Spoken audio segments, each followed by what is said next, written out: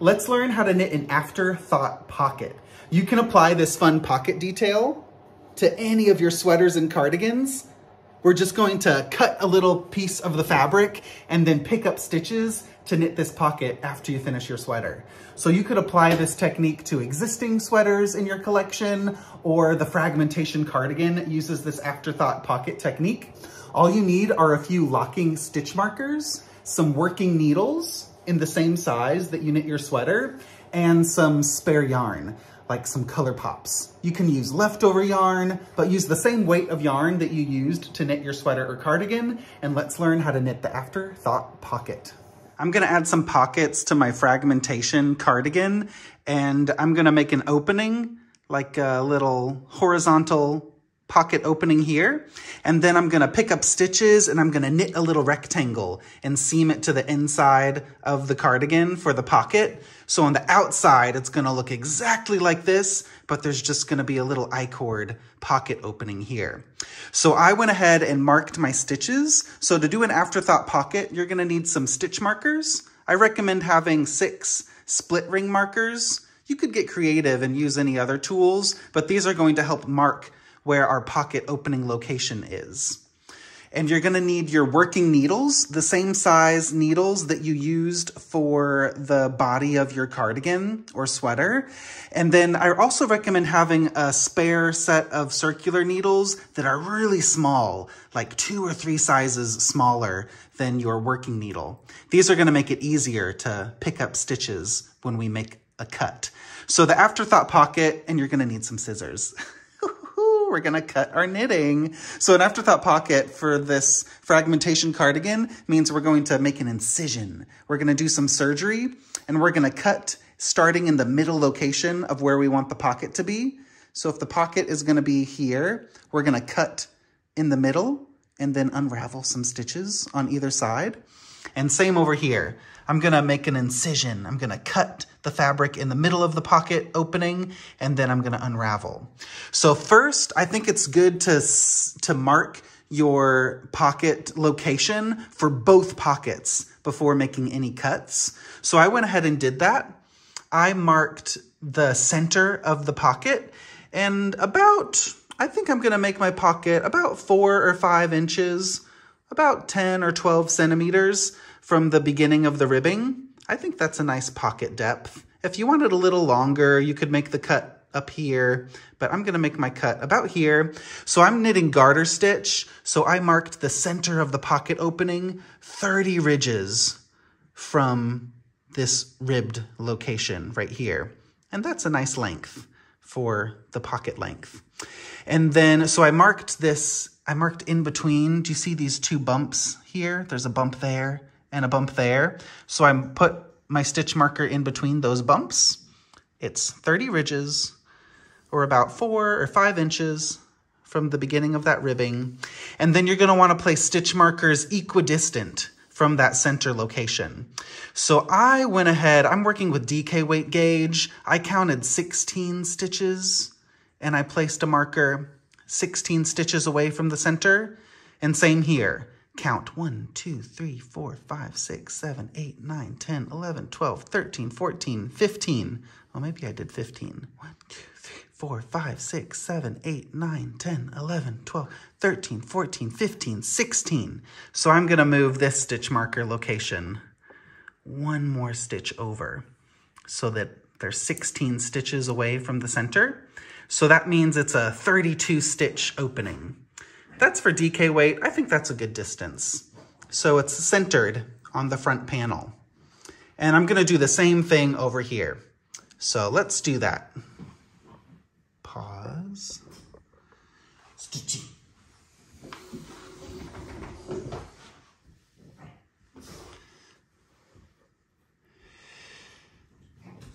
Let's prepare the stitch marker location for this other side. So I marked, again, 30 ridges, about 4 or 5 inches from the ribbing, and I centered that stitch marker on my front panel over here. And I'm gonna go, you can place your pocket wherever you want, but this is the center of the pocket opening. 1, 2, 3, 4, 5, 6, 7, 8, 9, 10, 11, 12, 13, 14, 15, 16. So this will be the edge of the pocket opening. And let's do the same thing over here, equidistant from the center. 1, 2, 3, 4, 5, 6, 7, 8, 9, 10, 11, 12, 13, 14, 15, 16. Place a stitch marker. It doesn't have to be exact, okay? If you're 1 or 2 stitches off, whatever. Okay, let's get to the fun part. Let's cut. I'm gonna do this one first. So I marked the center of the pocket. I'm gonna just put my thumb here so I know where that is. And I'm gonna cut that strand of yarn, whoop, and let's see what happens. It's just knitting, it's just wool. So we're gonna unravel the stitches from that cut and see what kind of stitches we get. So just take off that yarn. It's gonna go. Oh my gosh, this is so exciting, so scary. This beautiful knitting. Okay, we're committed. We're gonna have a pocket. Where is that yarn going? So just take out some stitches and then look, you're gonna start to see some loops. Do you see these loops? Oh, let me unravel this little strand here. Take out a couple more strands. Don't worry, the stitches aren't gonna go anywhere. All right, we got some loops appearing. I have a smaller, really small pointy needle. This is gonna be really helpful to rescue those loops. And it's good to have a circular needle. If you wanna have even 2 needles to put the loops on. So basically we're gonna unravel this yarn and rescue all of the loops on the top here. And I'm also gonna rescue the loops on the bottom here. So this is where an extra needle might come in handy. So you can use it to reveal some more loops. Where is that strand going? Just keep popping it out, real gentle, and then some more loops are going to appear. So I'm gonna do this. I'm gonna rescue the loops along the top and along the bottom until I reach this stitch marker location. Let's rescue these bottom loops. Here. There we go. So look at that. We've got some stitches on the top, some stitches on the bottom. If you want to try to see where the loops are coming from, you could rescue them before taking out the yarn. So I see, do you see these loops here? Let me make that real clear and focused for you. So these loops, I can start to see where they're coming from and I can start to plan.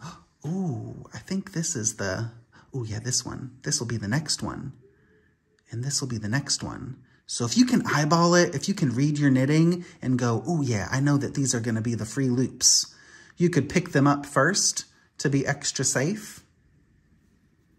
So let's try that. Let's try doing that. I know it's scary to cut your knitting, but it's just knitting. You can always rescue those stitches.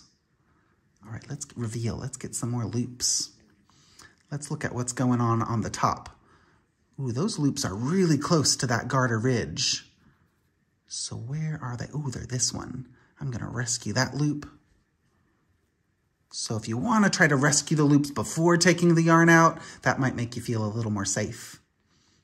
Ooh, yeah, okay, I think I've got it. These are the loops now. Getting this one, and then getting that one. Oh my gosh, this is so scary and so fun. All right, I think I can read my knitting. And then this is where that spare needle comes in handy if you're rescuing those loops first. And then as you pop out the yarn, it should, oh yeah, I got the right loops. Oh my gosh. Oh my gosh, I'm so good. I'm actually doing this for the first time in like 8 years. I haven't done an Afterthought pocket like this. So I'm learning with you, okay? I'm with you, don't worry. You can do it. Oh my gosh. That's good. And if it's a little tricky this first time, just you'll get practice at finding those loops and then you'll be an expert for the other pocket. All right, so I'm gonna get all these loops picked up and I'll meet you back towards when I reach this marker. So keep on going, rescuing the top loops and the bottom loops until you reach that stitch marker. I have all my stitches from half of the pocket onto that little needle, so I reached that edge stitch marker. So I'm just gonna remove that stitch marker, and we've got a tail of yarn from the yarn that we pulled out. We can use this for surgery later to tidy up that corner, but this is what the edge looks like. I've rescued every stitch. Oh my gosh, so good.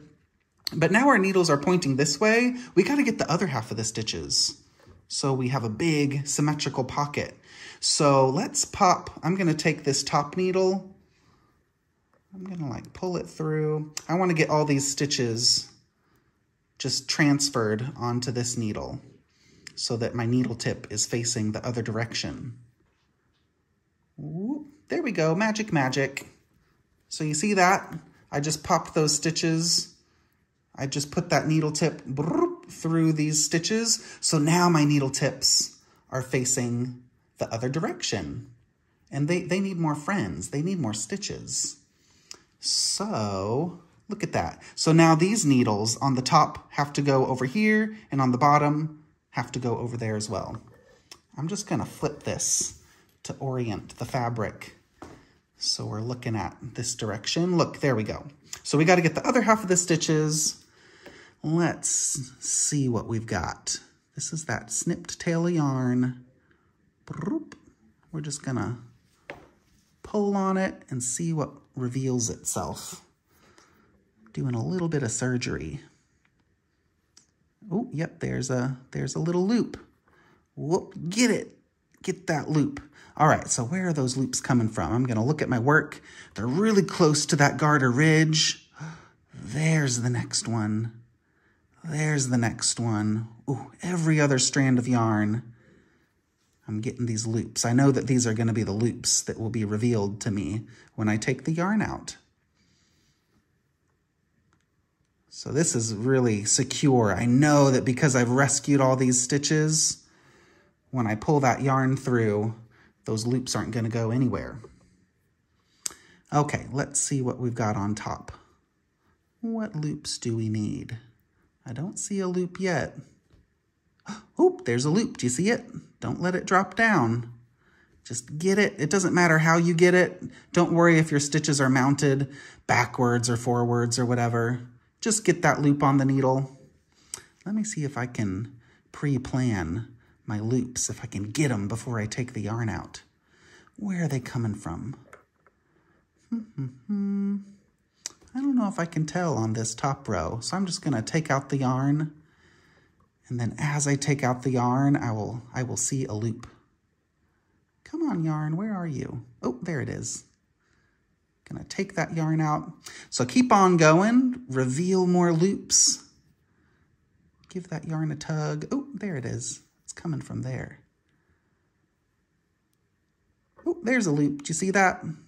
And as long as your needle tip is close by, that loop's not gonna go anywhere. Don't worry. If this scares you, then have your friend do it, okay? Trade them some yarn and be like, can you do Stephen's Afterthought pocket for me? It's really scary. It's not for everyone, but it's just knitting. Oop, there's the yarn. So keep on going, and I'll meet you when I reach my other stitch marker. I just rescued all of my loops, so I have all the stitches on one needle here and another circular needle tip there. And I've got, oh, let me get that last loop. And I've got this strand of yarn. This was the yarn that I pulled out from the fabric. So let me just flip this around so that we're looking at the bottom of the sweater here. And the top of the sweater is up there. This is how wide our pocket is. After you do this, if you want to try on your sweater or cardigan and just make sure that that pocket feels wide enough, you know, it's always good to do it not so much first, and then you could always get some more loops later if you try it on and go, oh, I want my pocket to be a little wider. But that's that. So what we're gonna do now, do you see how the sweater is oriented? We got the bottom of the sweater. This bottom row of stitches is going to become an I-cord bind off, an I-cord edge. So I'm gonna use a color pop for that. And then later, the top half of the stitches is gonna be, I'm gonna use another color. This is gonna be our pocket lining. We're gonna knit some fabric, knit a rectangle or knit a square, and we're gonna seam that to the inside of the sweater. So for now, ignore the top stitches. And it also doesn't matter if the stitch count, it should be sort of the same, but if you have one stitch too many on the top or the bottom, whatever, it doesn't matter, as long as it's similar. So I'm gonna take my yarn. This is the yarn I wanna see on the outside of my sweater for a little I-cord lining. And I'm gonna take my working needle, that's the same size needle that I was working with for the body of my cardigan. And we're gonna make a little I-cord bind off. So first I'm gonna knit all of the stitches. You could just bind off immediately right now, but I'm gonna knit all of these bottom stitches first. And that's just gonna give me a foundation row with my new color. And as you're knitting, check the stitches. Did you see how this stitch is backwards? So I'm gonna knit through the back loop of that stitch. It doesn't matter though. Just get those stitches knitted. Knitting each stitch. Only the bottom stitches. We're just leaving these top stitches on the needle. Just ignore those for now.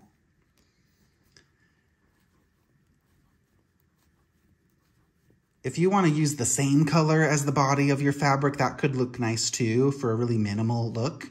Just to knit and we're going to bind off, you could use the same color. But this fragmentation cardigan is just so color poppy and so fun. This is another opportunity to spice up your cardigan and give it that extra special design flair. All right, so I've knitted all of the stitches. Now I'm going to I-cord bind off on the wrong side. So if you want to I-cord bind off on the right side, then the first thing you need to do is cast on 3 stitches. So to I-cord, we need 3 stitches. I'm going to use the cable cast on like this. I'm going in between the stitches to cast on 3 and I-cord bind off. Knit 2 together through the back loop. And slip those 3 stitches onto the left needle. Repeat, knit 2 together through the back loop. Knit 2 together through the back loop. Keep on going until you bind off all of those bottom stitches. Once you bind off that last stitch, you have 3 I-cord stitches remaining. Go ahead and knit those 3 stitches together. And you can break your yarn and just pull it through. So anyway, you need to finish that I-cord. You could also break your yarn and thread it through the 3 I-cord stitches. But this is what you're gonna see on the right side. It's a little I-cord detail, very small. If you wanna see a bigger detail on the right side, when you knitted that first row on the wrong side, you could begin like a knit 2, purl 2 ribbing or a garter stitch, and you could knit like a bigger edge that you're gonna see on the right side. That's another option, but I want it real nice and minimal, so I just did a little I-cord bind off. And then we're gonna deal with the corners later. We're gonna sew those corners and make them nice and tidy at the end. But first, let's do the pocket lining. You could use the same color or a new color. Do I wanna use this brown? What do you think? This little biscuit color? Or maybe the same coral? Oh, because it might peek through a little bit. Sometimes the pocket lining, it peeks through a tiny bit. So choose your color. Do I want to see that or do I want to see? Okay, let's go fun. Let's go with another color. All right, so I'm going to use my brown, and looking at the right side, let's flip the pocket over. So we've got the bottom of the sweater down there. So this was the top half of the stitches. Get those onto your needle tip And I'm gonna use my working needle, the same size that I was using for the body of my sweater. And I'm gonna knit a garter stitch rectangle that is as long as the opening is from here. And I'm gonna knit it all the way until the beginning of this ribbing. You could do it longer and go all the way to the edge, but I think it's nice to just do it on the body of the sweater or cardigan. All right, I've got my color chosen. Let's just knit some garter stitch. Before you knit that first stitch, I think it's nice to just pick up a stitch. And I'm just gonna pick up one stitch first and then knit the live stitches. And that's gonna just give me a little extra wiggle room on the edges so that my pocket doesn't become too narrow. So knit, I'm looking at the right side of my fabric. I'm knitting all of these stitches. If you have to knit them through the back loop, that's okay. I'm noticing some of my stitches are mounted differently from when I picked them up. So it also doesn't matter, it's not gonna show. Just knit the stitches.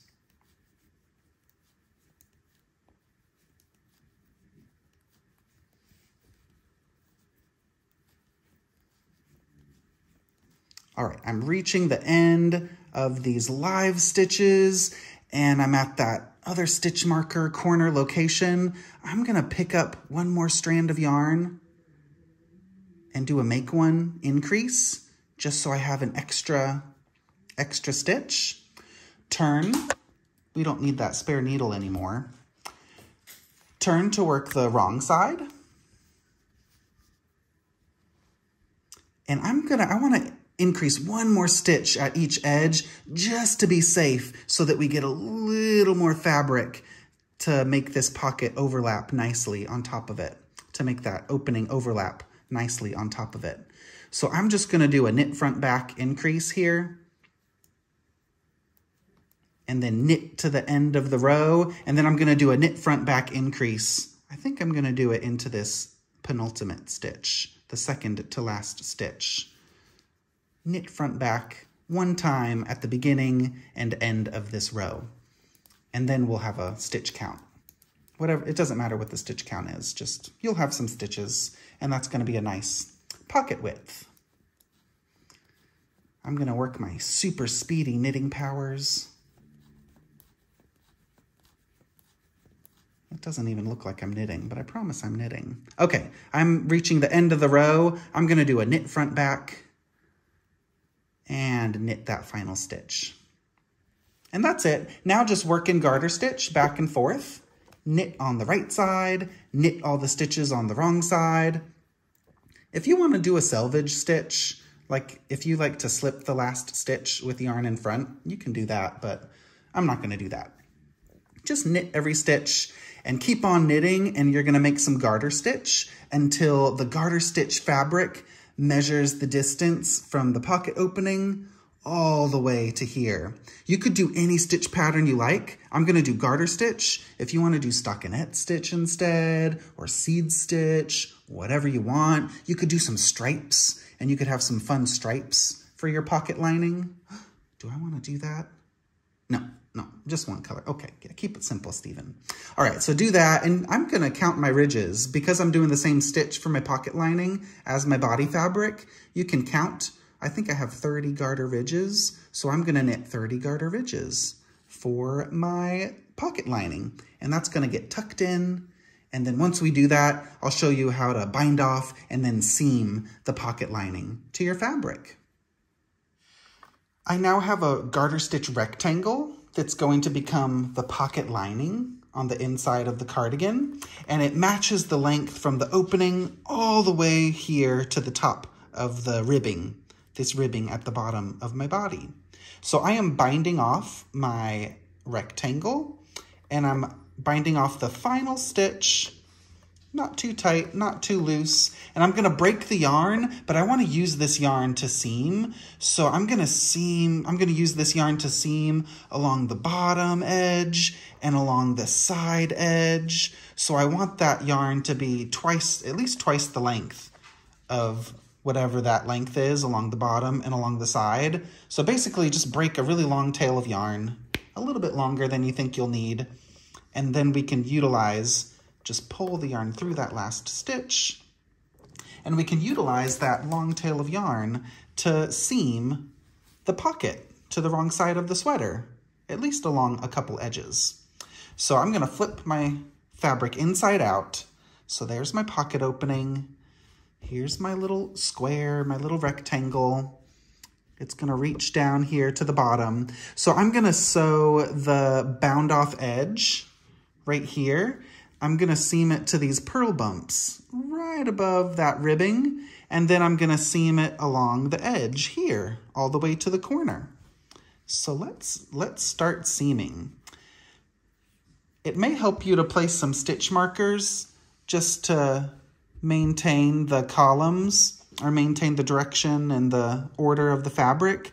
So if this is, just eyeball it. I'm just gonna place a stitch marker here in the corner. So this is my goal, to attach the fabric all the way to here, and then it goes up. That just helps so it doesn't accidentally go all the way over there. We don't want that. We want it to line up with the corner of that little pocket opening, and place the tail of yarn onto a tapestry needle. And I'm just gonna work a whip stitch, okay? Nothing too fancy. Nothing too fancy for this seam. And when you begin seaming, also just trace down from that corner and make sure that it's about at the location in line with that corner. So I'm just gonna pull the yarn through, and I'm gonna go into every stitch. So if I'm following this line here, this purl bump edge above the ribbing, just follow it along. And I'm just gonna do a whip stitch like this. Not too tight, not too loose.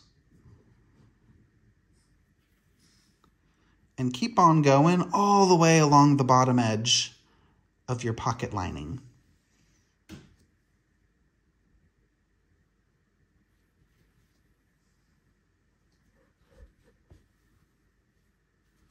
I'm reaching the end of the bottom edge of my seam, and now it's time to seam along the side edge.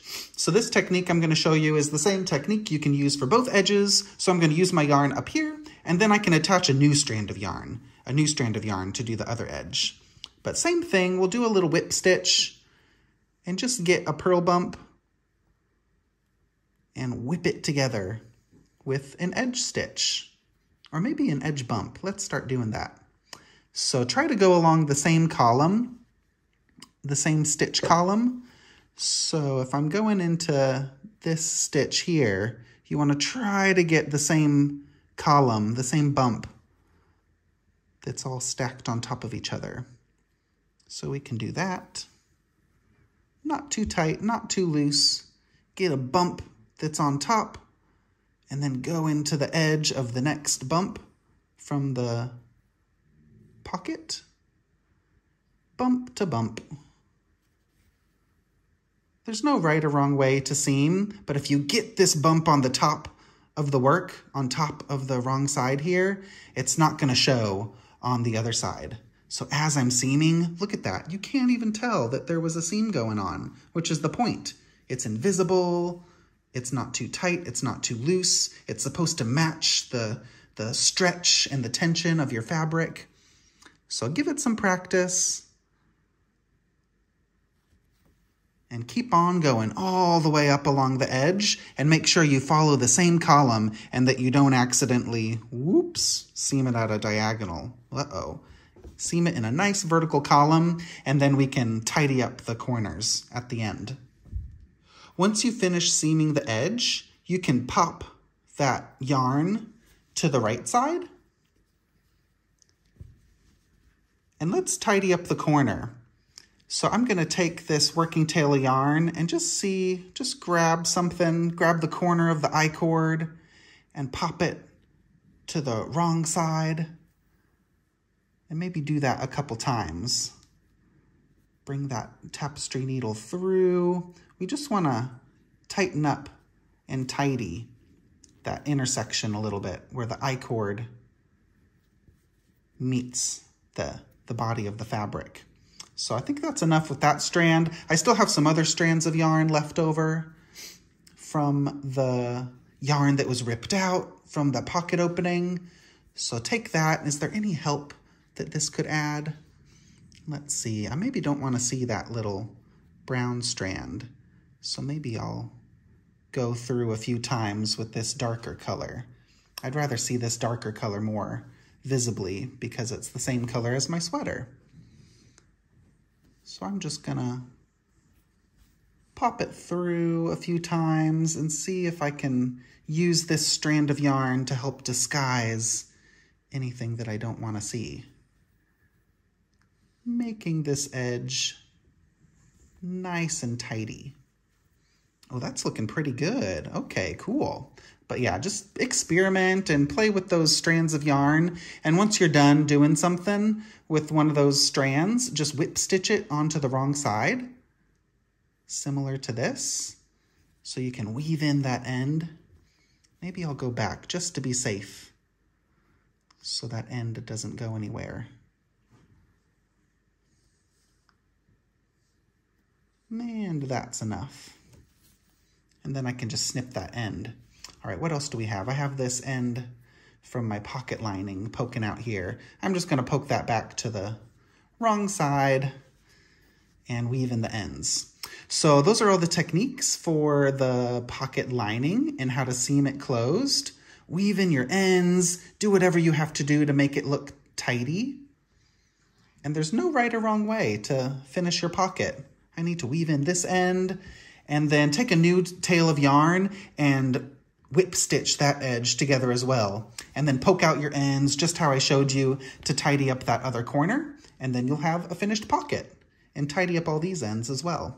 But look at that. That's the Afterthought pocket. It's so nice and smooth, has a really little flash, that little brown biscuit colorway on the lining. And again, if you want to adapt this Afterthought pocket idea and make this I-cord bind off, if you want to make it a ribbed edge instead, or you could like have a cable going along here, any other stitch you can imagine, that's a special opportunity to customize the little pocket detail. Or keep it simple with an I-cord bind off. You can never go wrong. Well, I hope that wasn't too scary. If you succeeded in making that Afterthought pocket, you gained a new skill in your knitting repertoire, and you can apply this to any patterns. So everything is better with pockets. So if you find a sweater, cardigan, or jacket that doesn't have a pocket, you could put this into any fabric. So use those stitch markers to help place the location of that pocket and get creative with color pops. You could even place pockets on the tops of sweaters or on the sides of sweaters too. So get creative with that pocket location and don't be scared to cut into your knitting because everything is better with pockets. So if you liked that tutorial, then keep on watching for lots of other fun techniques, tips, and tricks here on my channel. And I also have a lot of workshops. If you like learning new tips and tricks, there's a really fun Westknits workshop called Westknits Best Tips. And all those workshops are at westknits.com.